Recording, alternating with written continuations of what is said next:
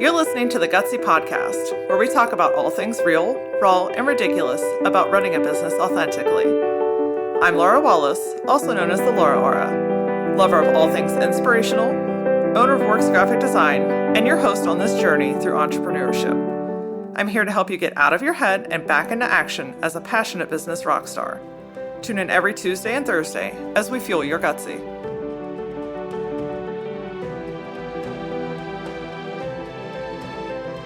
Most of us have experienced something so life-shifting that it's had a profound impact on who we are, how we operate, and the decisions that we make.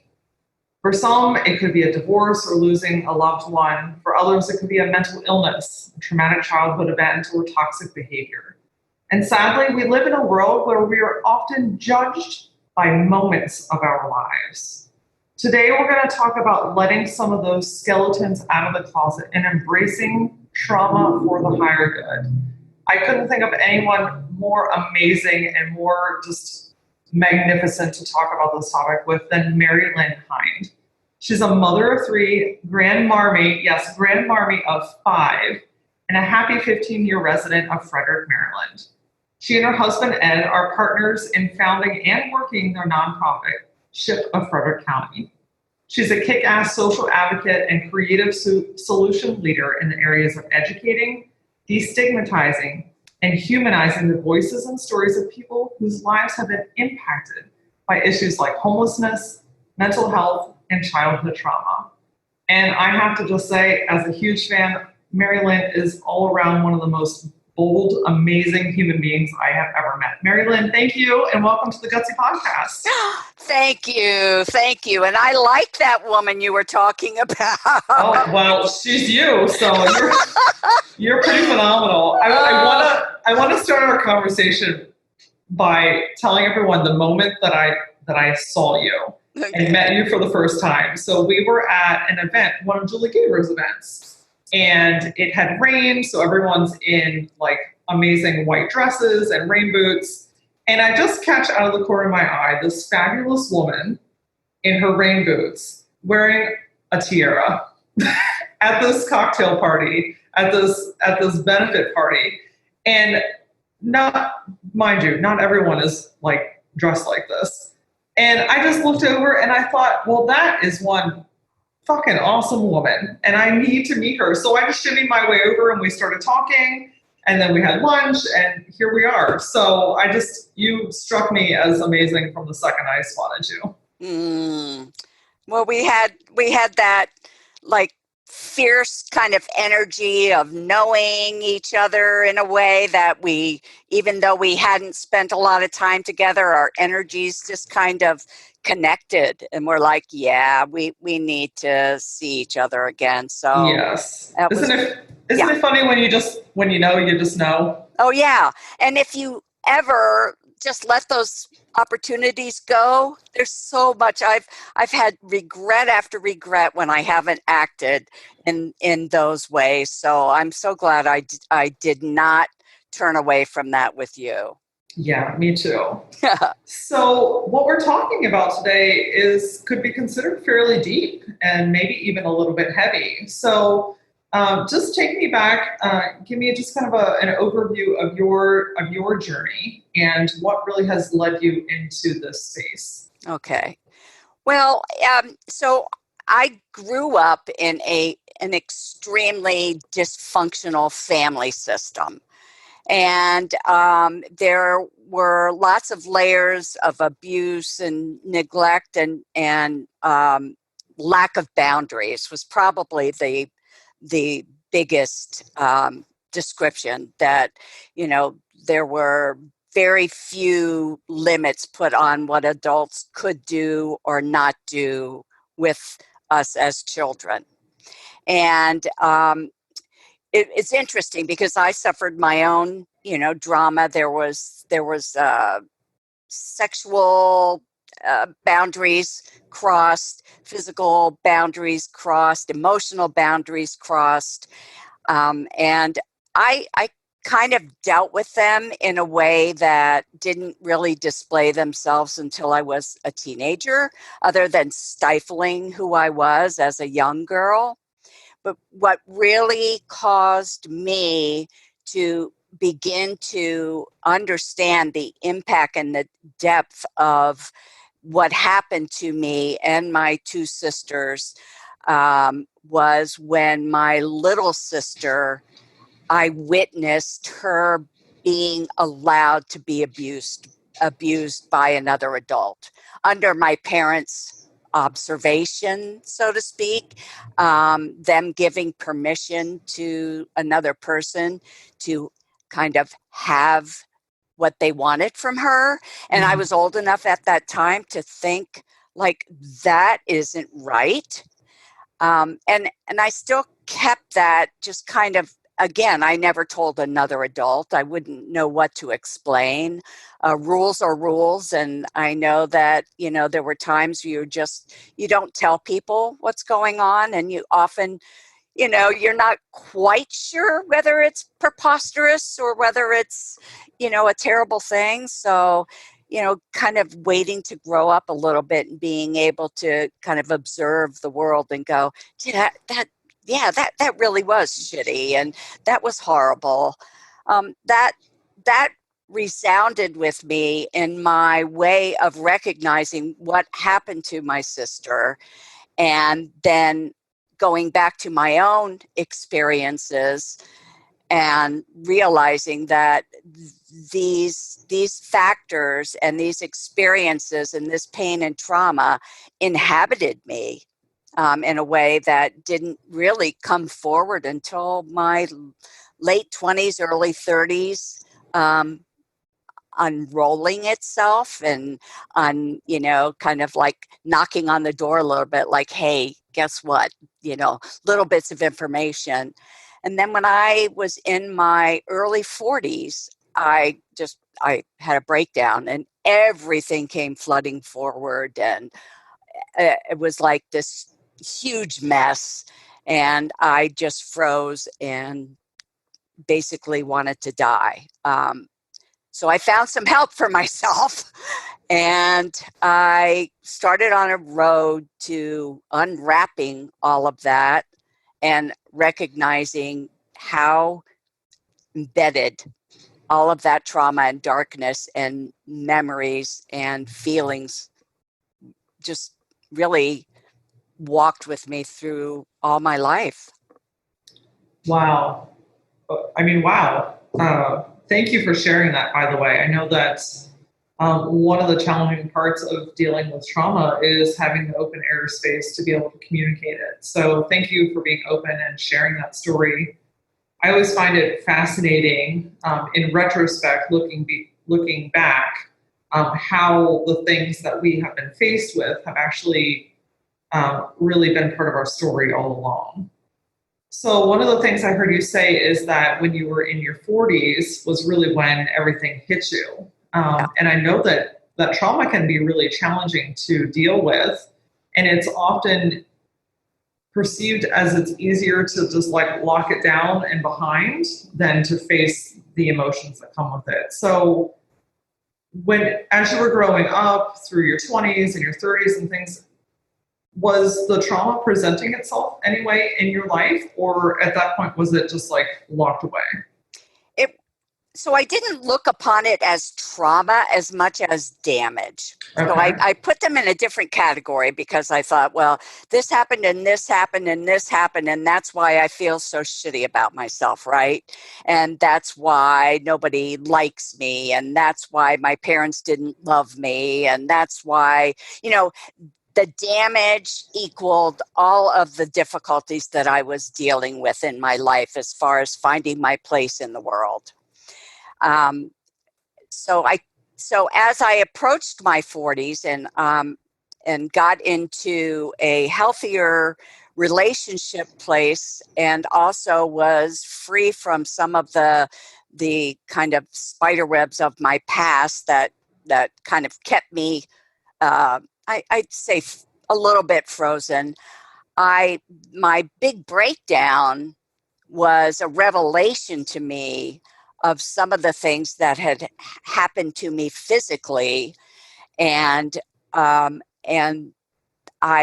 chose at as that was unfolding, that death was better than dealing with it. And I remember I was in California, and I remember driving to work, and I would drive down the 5. We lived in Southern California, sorry. And I remember wanting to drive into the barrier on Highway 5 on my way into San Diego to my job from San Clemente, and just thinking, well, this would be so much better. And at one point in time, something clicked in, and I thought, I think that I need to get some help. Like, my fear and the darkness that I felt, I was able to find just a sliver of light to say, maybe you should call somebody. Maybe you need to talk to somebody. Maybe there's a solution.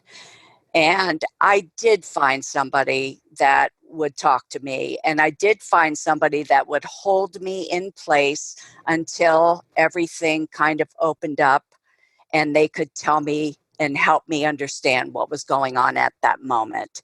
I was very, I was one of these people that you would look at and never think that what was going on in my head, right? Like, oh, you're perfect, you're this, you're that.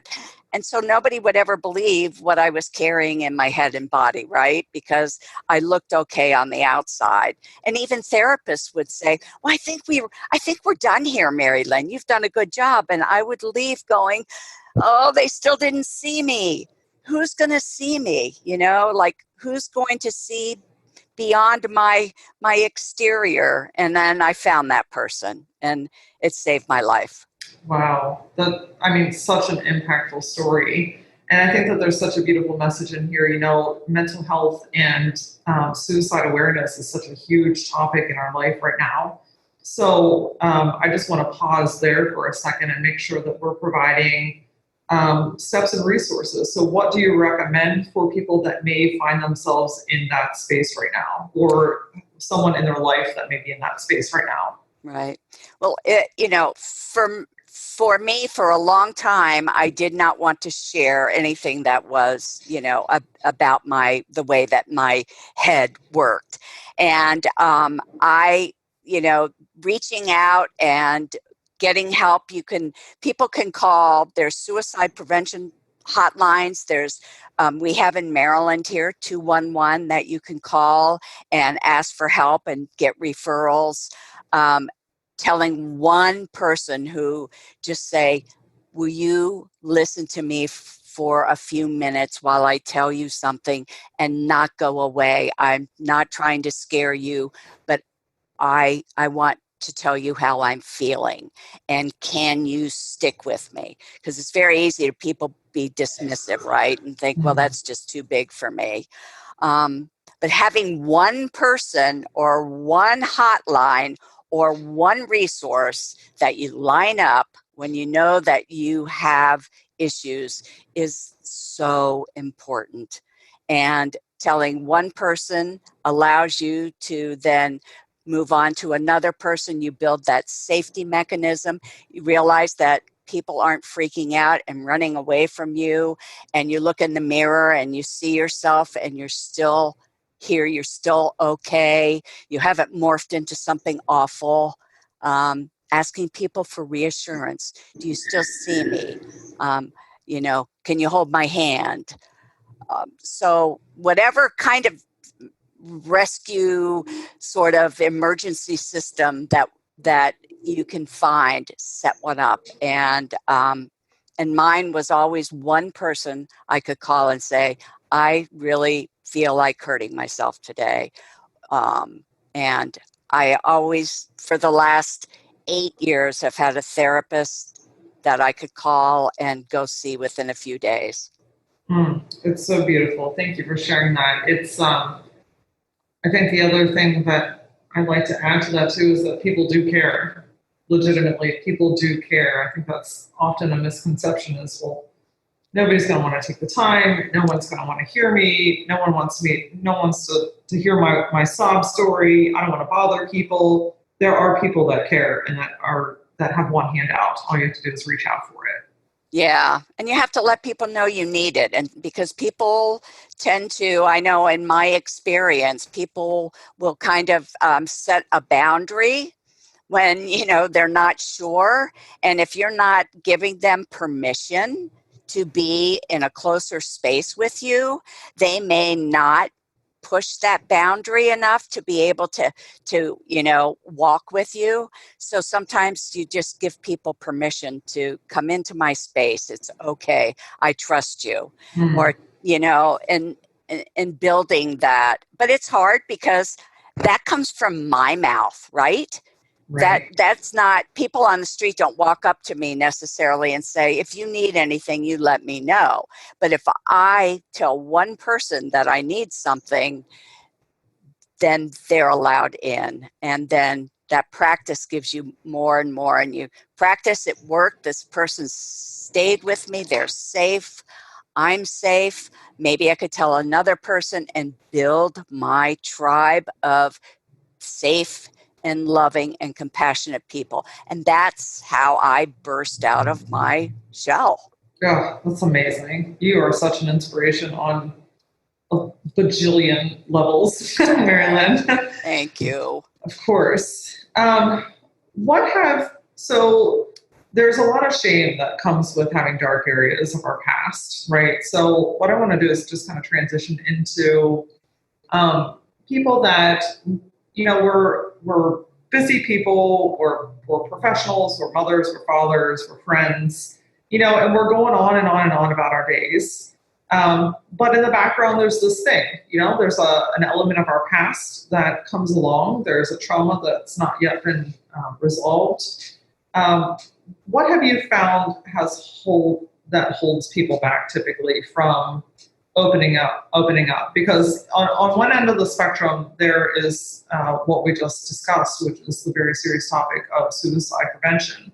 Mm-hmm. And then there's the other level of, shit's gone really crazy in my life and it really bothers me, but I'm pretty high functioning and I'm carrying on my day to day. Right. Um, well, I think, I'll speak for me. I just got tired of not being who I was. And I just recognized that it wasn't the people outside of it, that in my world, let's say here in Frederick, that were making me feel ashamed. Okay. Mm. That shame resided in me, and that, and because I would portray myself in a certain way, nobody knew that big old backpack of shame and guilt that I carried around with me. But it did present social barriers for instance, because I would only go so far sometimes in being able to socialize. I would compare myself to other people and imagine that they were in so much of a different space than I was. And when I was able to recognize that I couldn't bear to carry that backpack anymore, it was just too heavy, that I did want to live, that I did want to take advantage of some of the wonderful, bright spots in my life, and that I felt like my journey and my history had a purpose. And one of the things I learned is that there's a difference between regretting behaviors, but recognizing that although you regret and have pain and suffering, that imagining it any differently, that you would not be who you were at that very moment in time. I also began to listen to people and paid attention to them when they said, like you, I think you're great. You're really brave. You're really courageous. You look great today. And I began to think, I like this person and she's telling me something nice about myself. Maybe it's true. Maybe it's okay for me to be, besides all the darkness and all of the ghosts and things that I carry, I can maybe set that backpack alongside of me because it is my partner in life and all of those things belong to me, but I don't have to carry it everywhere. I don't have to, it's got a life of its own, for God's sakes. And, and so I don't have to carry all my shit forward all the time. I don't have to show people and apologize for what I fucked up with and my shit before I could be an okay person and before I could have permission to be in their lives. And slowly but surely, I began to just move away from that disguise and having to be, this person who you couldn't really see through, and being a much more transparent human being, and and I say using, the gifts and the tools from having made the journey that I did to be able to maybe impact somebody else positively because it had impacted me positively, and to share that experience and to allow other people to take off their disguises and to be transparent and open. I love that message so much because, especially, and I wrote this down, just talking about like taking the backpack off and setting it down. Mm-hmm. I think so often as humans, we're like, well, if I can't fix it all right now and it doesn't go away right now, then I don't have the time, money, or effort to put into fixing it over time. So it's like all or nothing. Mm-hmm. So I love this concept of, you can set the bag of shit down. Like, you don't have to take it everywhere. You don't have to like go to a new party or networking event and be like, hi, I'm MaryLynn, or hi, I'm Laura. Oh, by the way, here is all of my shit first. Will you like me still? And now we can be friends. Right. Right, exactly. Sometimes you want to bring your backpack and you want to say, I brought my backpack with me and you could put yours right next to me and we're going to be good. Or sometimes you say, I left my backpack in the car today, and that's okay. And that's okay. We just, and tapping into our ability to, we are all other personas of ourselves on a spectrum, right? And we have, you and I have talked about our little girls. My little girl's named Penelope. She's not named MaryLynn. She's named Penelope. And, and then I have some other parts of me that are along that spectrum. And, so you don't have to bring everything out into everything every time. You can, tap into your talents and bring what might be helpful. But, so sometimes you spill your guts and sometimes you just show who you are just by being like a great listener and being able to help somebody. So it's a balancing act. I tend to be much more of the, here I am, like I'm doing a workshop on Friday called Finding Your Voice, and I'm renaming it like Just Be You. But I talk about, in that how we, we stifle ourselves from being ourselves and why we keep quiet and the shame and the guilt and all of that. So I'm really cognizant of all the tools that we have at our, we have a toolbox because we've amassed a toolbox over the years. My toolbox, is pretty big, and I've learned a lot of things, and I want to share those with other people. I want other people to know how to do some of the things that they might be held back. Yeah, and awareness is it's so important, and the support, and then there's such power in knowing that you're not alone. Mm-hmm.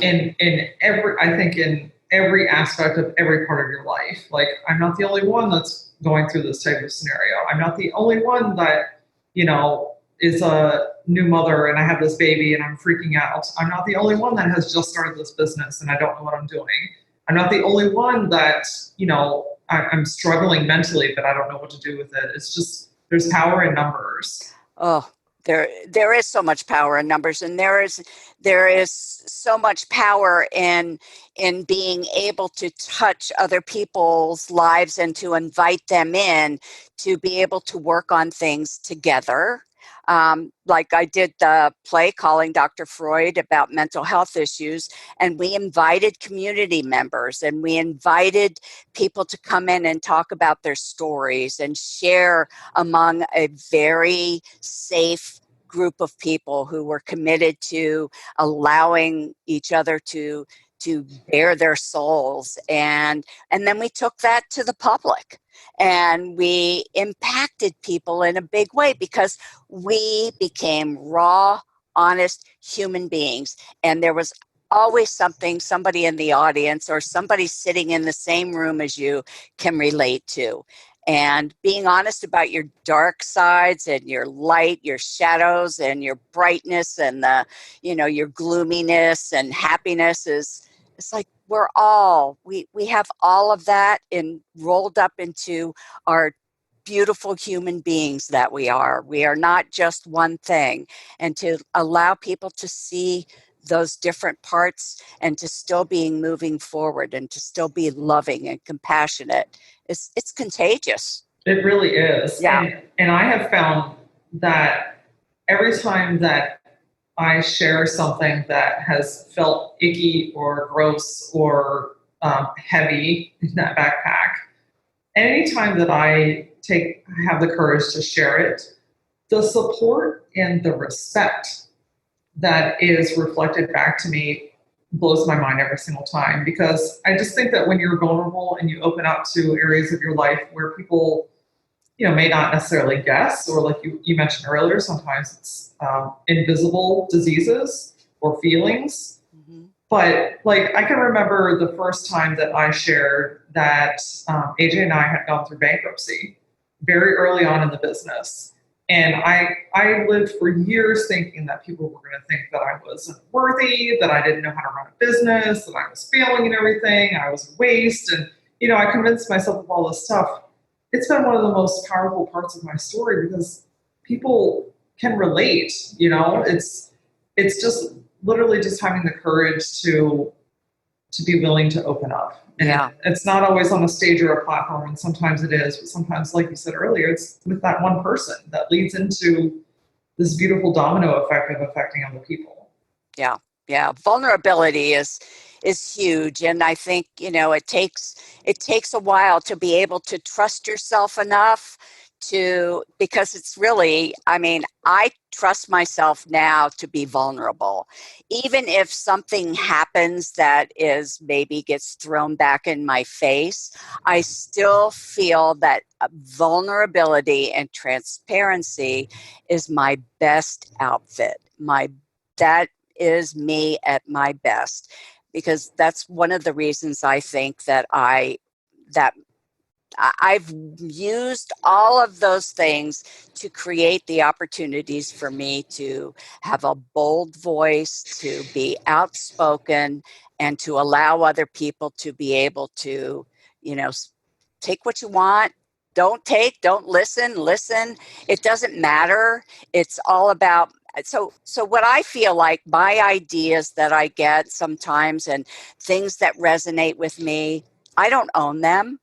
I really feel like there's this I am kind of for lack of a better word, a vessel, but whatever, to be able to share. So if I get something that really resonates with me, but it's not mine, I know I need to share it. And maybe nobody wants it, but I know that it's not mine to keep. And so I feel my experiences and my gifts and the things that I believe in are not just mine to keep. And I think that's why I have found so much healing, is I give it away. I give it away.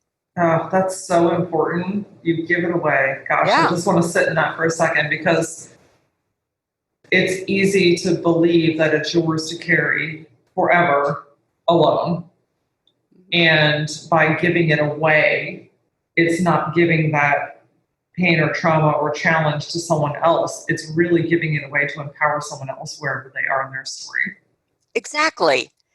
Exactly. It's, you it's a common thread. It's like, oh, it's a way to relate to somebody. It's when it's that experience when you first meet someone and right away, like, I've got to talk to this person, or you say one word in a room of other people and they go, wow, that, and I'm going to take that gift, and I'm going to see what happens inside of me, and then I'm going to give it away. I mean, it's paying it forward, moving it on. Nothing should be still.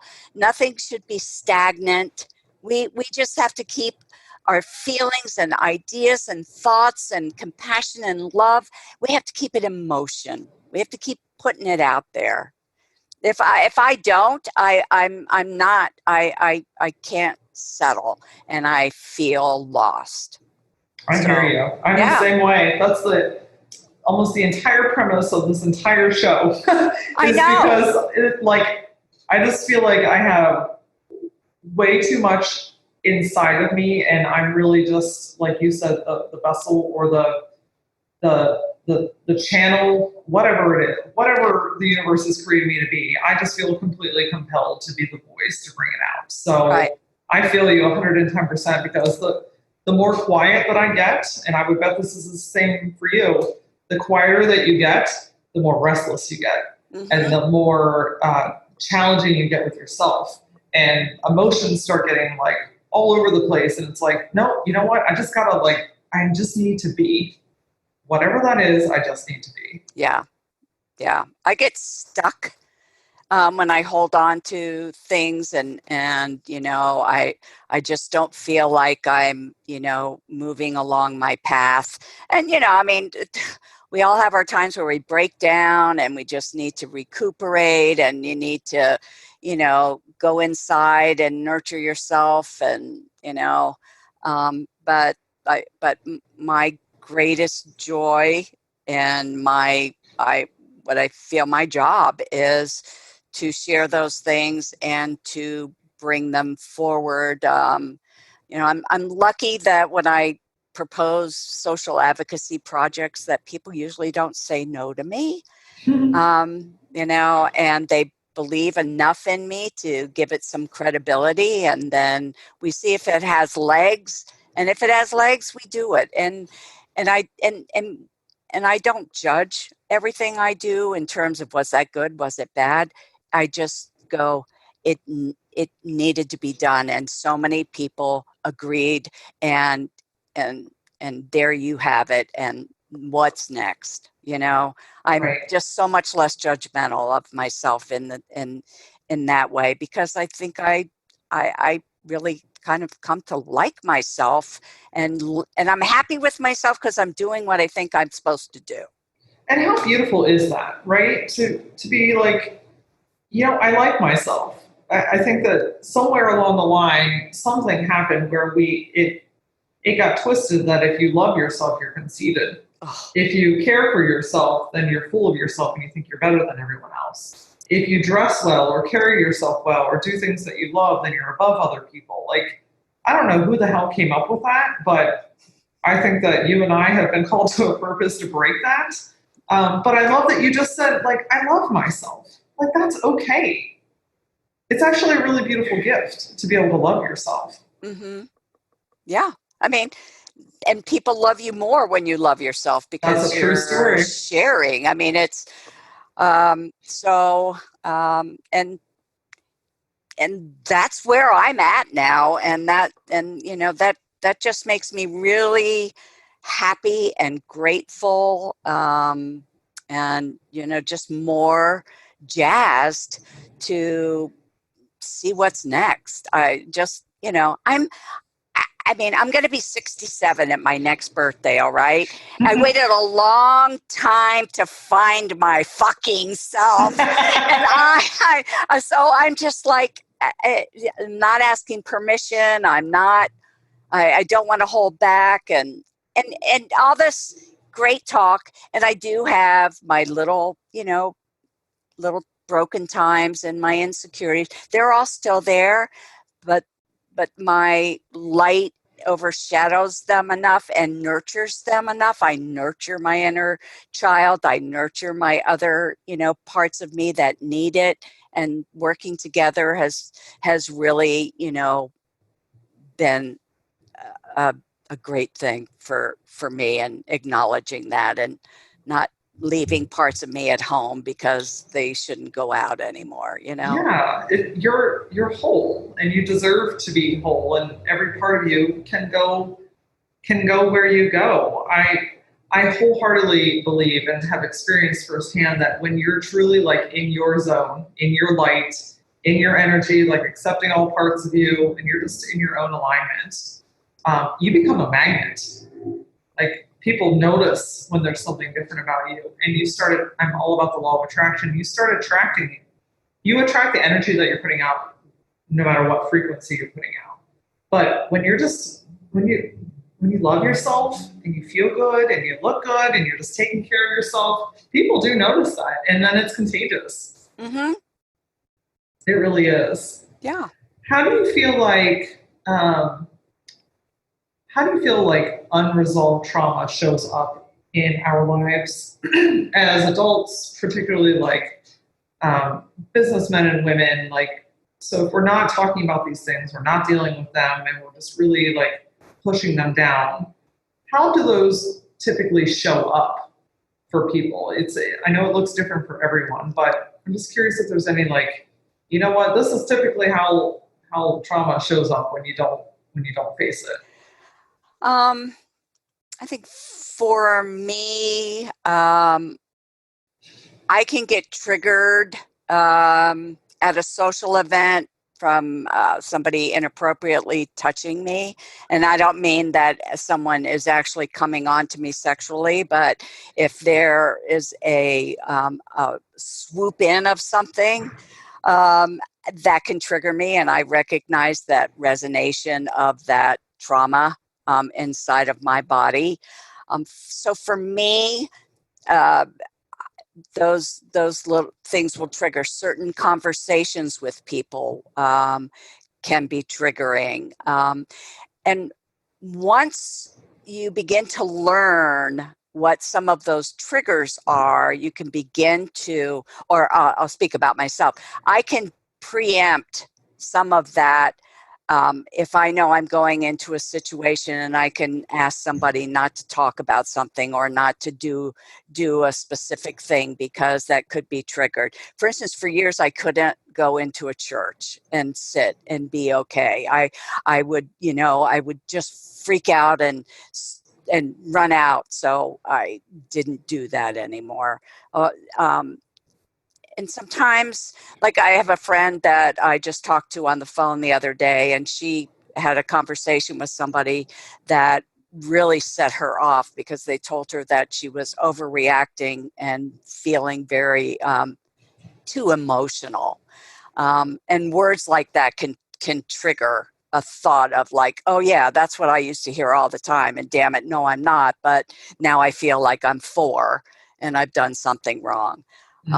So I think learning what each person has a different things that will trigger them, and being prepared and understanding what they are. And if you do get triggered in a certain situation, you can excuse yourself. And I have done that. I have said, I need to go. This is difficult for me, and take myself out of it. And then look back and say, what could I have done? Or was there a warning sign that I might be getting into something over my head?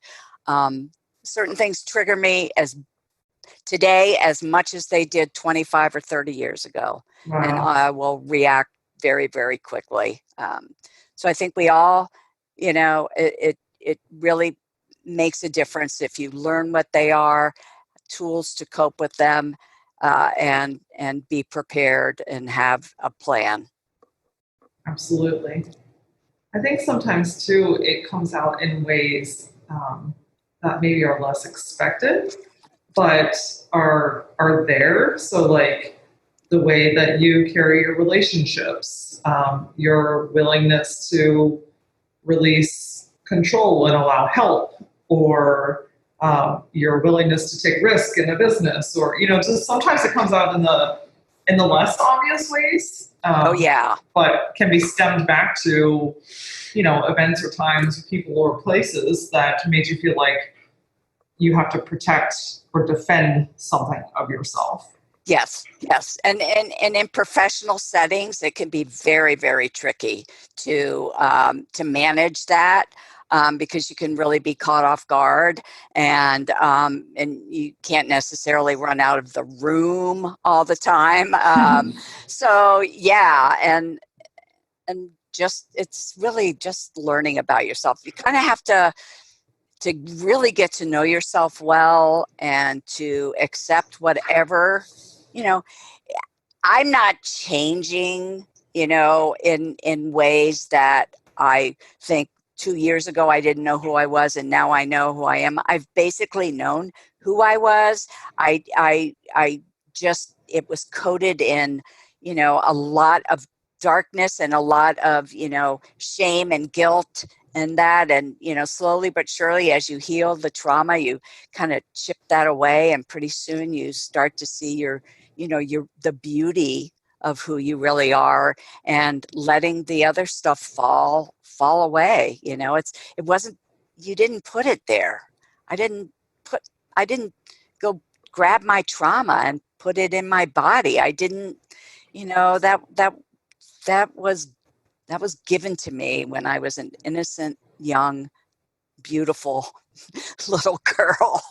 Someone gave me that trauma, but you build on it until you go, wow, this is okay. Because I used to hate myself. I used to think I was horrible. And, then you go, okay, let's get to know you.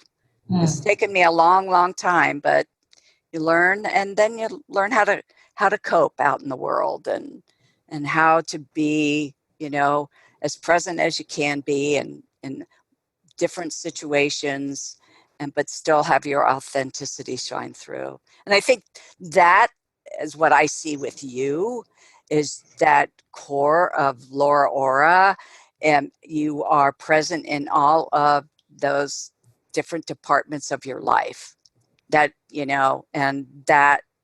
and that's one of the things I really admire about you, and I aspire to make sure that genuine MaryLynn Hinde is present in all those different aspects of her life as well. Thank you. That's a beautiful gift. Thank you so much. It's a result of also working through lots of trauma, facing it and embracing it, and knowing that what may feel like a skeleton in the closet sometimes, often is the very thing that, and I think that you said this earlier, I can honestly look back at every single step of my life and be grateful for it now, because it has all ultimately led me to be who I am in this very moment, and ultimately who I'll be for the rest of my life. Yep. And that's a hard perspective to have if you're in the moment, or if you're in, one of the darker areas. But light always outshines darkness every single time. Yep, it does. And you're right. It is really hard to look back on some of the things and think, oh my God, would I, if you asked me, will I do that again? I would say, I don't know, but God, I regret it, but I really, if you told me to go back and change it, I wouldn't, because here I am today. So you never know when you're going to mess with something. If you go back, so you just go, and it's a beautiful process. It really is. It's a beautiful, beautiful journey and a beautiful process, and and we're very fortunate to be able to speak about it, and to have the courage to talk about it, and to hopefully allow our voices to resonate with other people, so that they can go, wow, okay, yeah. That's the thing that I think lights me up the most, is knowing that there's going to be one person that listens to this episode that this could be the thing that changes a path in their life, or opens up a door to them, or lights them up. So if you're that person listening right now, I want you to know that you are loved, and you are safe, and you've got a hell of an army, and don't be afraid to reach out. Yeah. Ooh, I'm going to get all like weepy here. Oh. MaryLynn, I'm wondering, what does gutsy mean to you? Well, when I think of gutsy, I think of just being really clear within myself and determined and just saying, just do it. And, don't ask questions, don't ask permission. There is nobody better to tell me and to guide me what to do than I am right now, because I have done the work and I have learned and I have schooled myself, and I will do it. It just bam. Bam. There it is. Bam. MaryLynn, thank you so much. This has just been an honor to walk in this journey with you and to listen to your story and to really just bring it to other people that I know need to hear it. So thank you for your vulnerability and your authenticity and just honestly your all around badassery, because I just love you. Oh, I love you too. And I love being a badass rebel, and it's the best. It gets stuff done for me. It does. It absolutely does. And for you. Absolutely. Thank you so, so much. You're welcome. Thank you. You got it. Join me this Thursday as we take our power back about, you know what, we feel this undenying need to seek approval. So this week we're going to take our power back by not needing to do that. Until then, follow the Gutsy Podcast on Facebook and Instagram. And for more Gutsy insight, follow me personally at that Laura Aura. See you next time.